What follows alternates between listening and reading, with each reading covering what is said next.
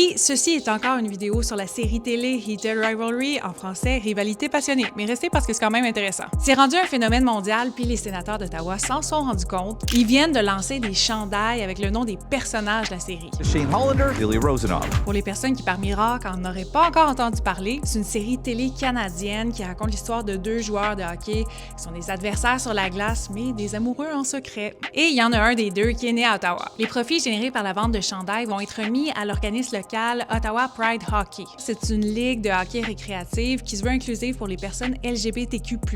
Sauf qu'il y a une mini-controverse. Ottawa Pride Hockey dit être content de cette aide-là, mais on dit qu'on a seulement appris l'existence du partenariat sur les médias sociaux samedi. Et l'organisme dit qu'il va continuer de dénoncer les actions de la LNH ou des sénateurs d'Ottawa qui vont à l'encontre de l'inclusivité. Ottawa Pride Hockey donne l'exemple de la signature du gardien James Reimer par les Sens la semaine passée. En 2023, il avait refusé de porter un chandail à l'effigie de la fierté pendant un échauffement. Donc moi, j'ai appelé les sénateurs pour avoir leur version des faits et ils m'ont confirmé que oui, en effet, on n'avait pas parlé à l'organisme avant de mettre les chandails en vente. Mais que depuis, tout le monde s'est parlé. Puisqu'on les connaît depuis un certain temps, on avait une bonne idée qu'ils accueilleraient cette nouvelle-là avec enthousiasme. Est-ce que les Sens ont encore des efforts à faire en matière d'inclusivité? Nous, on essaie de poser le plus de gestes positifs, concrets avec la communauté. On veut absolument que les gens sachent qu'ils sont les bienvenus chez nous, peu importe d'où ils proviennent puis qui ils sont. Une chose est sûre, vous avez probablement pas fini d'entendre parler de Heated Rivalry parce que l'action de la deuxième saison se passe pas mal à Ottawa.